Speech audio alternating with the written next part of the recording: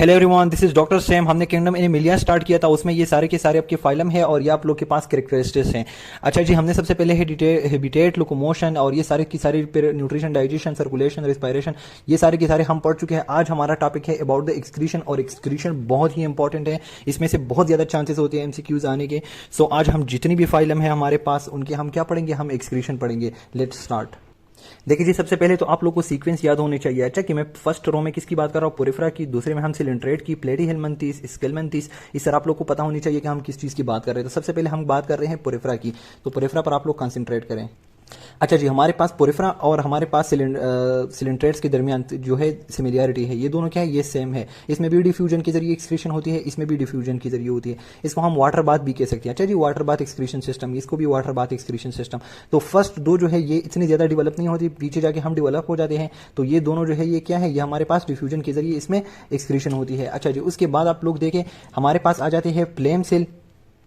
Flame cell in the platyhelminthes, आप लोगों से कभी नहीं बोलना चाहिए। अच्छा जी, flame cell in the platyhelminthes. उसके बाद जो है दो लॉन्गिट्यूडनल किनाल जो हमारे पास ओपन हो जाते हैं। तो ये दो लॉन्गिट्यूडनल किनाल जो है ये किसकी कैरेक्टरिस्टिक्स है, ये स्केल्मिन्थेस की कैरेक्टरिस्टिक्स है। उसके बाद जो है आप लोग के पास क्या जाता है, ट्यूबुलर नेप्रिडिया आ जाती है। ट्यूबुलर नेप्रिडिया इज द कैरेक्टरिस्टिक्स आप लोगों से कहीं भी पूछा जा सकता है, ये है मलुस्क की। अच्छा जी, उसके बाद नेप्रिडिया, नेप्रिडिया किस चीज़ की है, एनालिड की है। उसके बाद मालपिजियन टिब्यूल अक्सर आ जाता है, मालपिजियन टिब्यूल जो है, और साथ में ग्रीन ग्लैंड और कॉक्सल ग्लैंड, ये हमारे पास आर्थ्रोपोड्स के अंदर मौजूद है। और फाइनली हमारे पास फिर से एक अजीब सा वो हो जाता है कि काइनोडर्म के अंदर जो है वाटर वस्कुलर सिस्टम जो है एक्सक्रीशन का बाइस बनता है। अच्छा जी, सारे की सारे फाइलम जो है उसके मैंने आप लोग को बता दिए शॉर्टकट्स में। आप लोग को यही बातें याद रखनी है जो मैंने अभी आप लोग को बताई। आपको समझने के लिए मैं जरा सा थोड़ा सा एक्सप्लेन भी कर देता हूँ, लेकिन जो बातें मैंने बताई वो आप लोग को फिंगर टिप्स पे याद होनी चाहिए। ये चैप्टर आप लोगों ने फिंगर टिप्स पे याद करना है। कैसे याद करना है, वो सिंपल तरीका है। पिछले वाली वीडियोस भी देखे, ये भी देखे, और आप लोग को ये याद रखनी चाहिए। अच्छा जी, नंबर फर्स्ट दो जो है आप लोग जितने भी सिस्टम है आप लोगों ने देखे ना, तो डिफ्यूजन डिफ्यूजन डिफ्यूजन, मतलब इतना खास सिस्टम इसके अंदर डेवलप नहीं होता। पोरिफेरा और सिलिंट्रेट बाद में इवोल्यूशन के जरिए बाद जो है थोड़े से सेल्स आ जाते हैं, फिर आर्गन्स आ जाते हैं। हमारे पास जो है एक्सक्रीशन के लिए कौन सी चीज़ है, किडनी है, कितना डेवलप चीज़ है। तो डेवलपमेंट जो है बाद में आ चुकी है। सबसे पहले आप लोग के पास डिफ्यूजन देखो, अगर कोई एक्सक्रीशन हम किस चीज़ के लिए, वेस्ट मटेरियल के लिए करते हैं ना, तो पोरिफेरा की बॉडी और सिलिंट्रेट की बॉडी दोनों में सेम है। अगर इनकी बॉडीज में जो हमारे पास टॉक्सिक मटेरियल या फिर जो है वेस्ट प्रोडक्ट जो है वो जमा हो जाते हैं, तो वाटर इसकी बॉडी के अंदर सर्कुलेट करता है, और वो जो है थ्रू डिफ्यूजन वो सारी की सारी चीज़ें जो है उस वाटर के अंदर चली जाती है, और मतलब बाहर चली जाती है। सही है। अब दूसरा देखिए तो स्पेशली पोरिफेरा के अंदर फ्लैजिलेटेड सेल आप कोइनोडर्म, कोइनोडर्म जो है इसका एक मेम्ब्रेन है। तो इस कोइनोडर्म की अंदर, इसके अंदर क्या फ्लैजिलेटेड सेल होते हैं। तो ये फ्लैजिलेटेड सेल जो है ये भी हेल्प करते हैं इन द एक्सक्रीशन। ये भी याद रख के आपसे पूछा जाता है। तो आप लोग पोरिफेरा में दो बात याद रखें, डिफ्यूजन के जरिए भी होता है और फ्लैजिलेटेड सेल आप कोइनोडर्म के जरिए भी होता है। तो आप लोग का ये जो है एक्सक्रीशन इन पोरिफेरा क्लियर हो गया। अब इसमें जो है सिंपल आप लोग इतना याद रखें कि सिलिंट्रेट्स के अंदर जो है वाटर बाथ या डिफ्यूजन के जरिए। So that's clear. अच्छा जी, अब प्लेटीहेल्मिन्थेस, तो पी प्लेटीहेल्मिन्थेस प्लेटफॉर्म है ना, तो एफ से आप लोग याद रखें फ्लेम सेल्स बहुत इंपॉर्टेंट है, आप लोगों से पूछा जाता है, याद रखने। अच्छा, फ्लेम सेल, प्लेटीहेल्मिन्थेस और प्लेटफॉर्म एक ही चीज़ है, सब एफ पी से मतलब, तो ये याद रखें। अच्छा जी, फ्लेम सेल्स जो है ये किस चीज़ के एक्सक्रीटरी ऑर्गन है, प्लेटीहेल्मिन्थेस के। अच्छा जी, अब आप लोग देखें flame cell with elastic wall, ये सारी की सारी एक्सप्लेनेशन है, लेकिन आप लोग एमसीक्यूज में इस चीज़ का पूछा जाता है। ये भी मैं एक्सप्लेन करता हूँ कि flame cell with elastic wall and nucleus plus आइन सेल या ओपन एक्सक्रीटरी पोर, ये क्या होता है, let me show you this thing. अच्छा जी, इस डायग्राम से जो है मैं आप लोग को एक्सक्रीटरी सिस्टम ऑफ प्लेटीहेल्मिन्थेस दिखा रहा हूँ। फ्लेम सेल आप लोगों ने याद रखना है, बाकी पूरा का सिस्टम कैसे एक्सप्लेन करते हैं, लेट मी शो यू। अच्छा जी, यहाँ से जो है देखो एक पूरी की पूरी एक्सक्रीटरी वो है। अब यहाँ से हमने जूम करके फ्लेम बल्ब है ये आप लोग के पास। इसके अलावा ये जो है ये देखिए, ये आप लोग के पास ट्रिब्यूल है, और ये नेप्रेडियोपोर है। सही है, नेप्रॉन से आप लोग याद रखें। अच्छा जी, नेप्रॉन भी तो एक्सक्रीटरी वो होते हैं ना, तो ये नेप्रेडियोपोर है, ये फ्लेम बल्ब है। अच्छा जी, अब इस फ्लेम बल्ब को हमने क्या किया, हमने जूम किया ऊपर, आप लोग देखें ये हमने जूम किया। अब जो है यहां से मैं आप लोग को दिखा रहा हूं कि फ्लेम बल्ब के अंदर क्या होता है। देखो ये है न्यूक्लियस ऑफ केप सेल। सही है, न्यूक्लियस हो गया ये आप लोग का।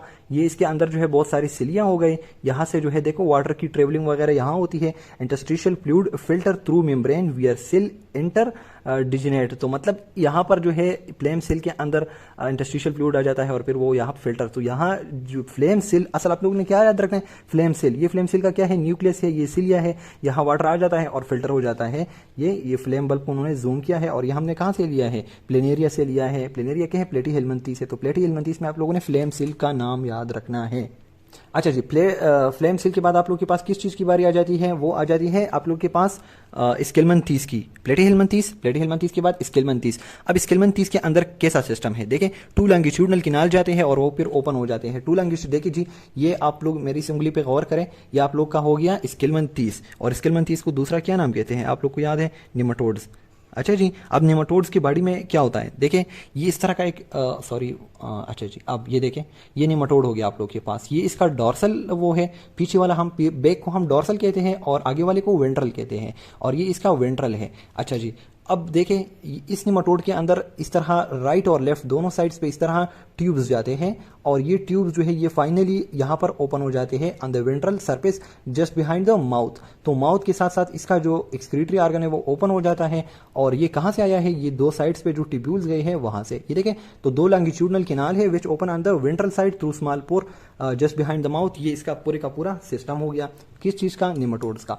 तो प्लेन सेल के बाद दो लॉन्गिट्यूडनल किनाल्स भी डेवलप हो गए। उसके बाद तो ये दोनों बहुत क्लोज है। अच्छा जी, देखो फर्स्ट दो बहुत क्लोज थे, डिफ्यूजन, उसके बाद फ्लेम सेल, और फ्लेम सेल एक्सक्रीशन कर रहे थे, लेकिन फिर और भी इवोल्यूशन हो गई और फ्लेम सेल से जो है किनाल्स बन गए। तो उसके बाद स्केलमंथीस के अंदर किनाल्स है। अब ये दोनों जो है ये बहुत ये तीनों जो है ये बहुत करीब करीब के हैं। अब हम पूरी और भी डेवलपमेंट स्टार्ट करते हैं। अच्छा जी, ये देखिए ट्यूबुलर नेफ्रेडिया किसके अंदर है? मलुस्क के अंदर है। ये आप लोगों से पूछा जाता है। अब सेम बहुत इंपॉर्टेंट, ये एमसीक्यू अक्सर आ जाता है कि आप लोग के पास एनालिड्स में क्या है, तो नेफ्रेडिया याद रखना है। अच्छा जी, मेटामेरिकली नेफ्रेडिया लिखा है, बस अक्सर वो नेफ्रेडिया ही पूछते हैं, तो आप लोगों ने याद रखना है कि nephridia is the excretory organ of annelids. तो ये दोनों बहुत करीब है, ट्यूबुलर नेफ्रेडिया और ये नेफ्रेडिया। अच्छा जी, इसके अलावा ग्लैंडुलर स्किन जो है वो भी बहुत हेल्प करता है। इट्स ओके, लेकिन नेफ्रिडिया याद रखना। अगर मैं ज्यादा एक्सप्लेन करूंगा तो शायद आप लोग ये नेफ्रिडिया भी भूल जाएं, तो ये मसला हो जाएगा। तो नेफ्रिडिया कैसे याद रखना है? देखो, नेफ्रॉन होते हैं ना हमारे किडनी में, एक्सक्रीटरी ऑर्गन है, तो यहाँ पर नेफ्रिडिया होते हैं। बहुत सिंपल, आप लोग याद रखें कि हमारे पास किडनी जो थी ये जब इवॉल्व नहीं हुई थी, ये जब अंडर डेवलप थी, तो इसको हम नेफ्रिडिया कहते थे। तो nephridia is the kidney of, ये देखें tubular nephridia is the kidney of मलुस्क।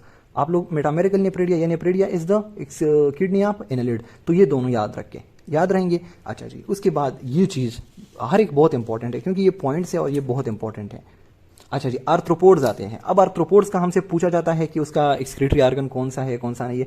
तो मालफिजियन ट्यूब्यूल, सही है, Malpighian tubule in insects. Insects are member of arthropod. Insects क्या है? आर्थ्रोपोड है। और इंसेक्ट्स के अंदर जो है हमारे पास मालफिजियन ट्यूब्यूल होते हैं एज एक्सक्रीटरी ऑर्गन। अच्छा जी, इसके अलावा दूसरा मेंबर कौन से? क्रिस्टीन्स है, क्रिस्टीन्स। अच्छा जी, क्रिस्टीन्स और इंसेक्ट्स जो है ये क्या है? ये एनालिड्स है, लेकिन एनालिड्स के अंदर फिर इन दो ग्रोहों में दोनों ग्रुप में डिफरेंट एक्सक्रीटरी ऑर्गन है। इंसेक्ट के अंदर मालफिजियन ट्यूब्यूल है और क्रिस्टीन्स के अंदर ग्रीन ग्लैंड या फिर कॉक्सेल ग्लैंड, ये दोनों प्रेजेंट होते हैं क्रिस्टीन्स के अंदर। तो ये याद रखनी चाहिए। अच्छा जी, Malpighian tubule in the insect, green gland and coxal gland in the crustaceans, ये याद रखनी है। अच्छा जी, उसके बाद फाइनली हमारे पास इकाइनोडर्म, और इकाइनोडर्म में आप लोगों ने यही चीज याद रखना है, वाटर वस्कुलर सिस्टम। फिर से सारे का सारा चीज जो है रिवर्स हो गया। यहाँ जो है इवोल्यूशन जो है फेल सा लग रहा है, क्योंकि यहाँ किडनी का सिस्टम जो है, एक्सक्रीशन सिस्टम जो है वो दोबारा से डेवलप नहीं हुआ, लेकिन अंडर डेवलप आ गया। सो वाटर वस्कुलर सिस्टम आप लोग याद रखें, दिस इज एक्सेप्शन, क्योंकि अगर आप लोग सोचेंगे कि ये तो बहुत डेवलप है और कुछ किडनी का ख्याल आएगा तो ये गलत होगा। वाटर वस्कुलर सिस्टम है इन द इकाइनोडर्म। अच्छा जी, एनालिड्स में मैंने आप लोग को क्या कहा? नेप्रीडियम का मैंने कहा, नेप्रीडिया का मैंने आप लोग को कहा। एनालिड्स में बहुत इंपॉर्टेंट है नेप्रीडिया। अब नेप्रीडिया क्या है? देखिए जी, ये इस तरह ब्लड जाती है ना, देखो जिस तरह हमारी किडनी में आप लोगों ने देखा था कि बहुत ग्लोमेरुलस जो था, बहुत ज्यादा कैपिलरी नेटवर्क था, फिर जो है उससे जो है हमारे पास वेस्ट जो है वो ग्लोमेरुलस उसमें कप शेप में जाते थे और फिर वहां से ट्रेवल करते थे।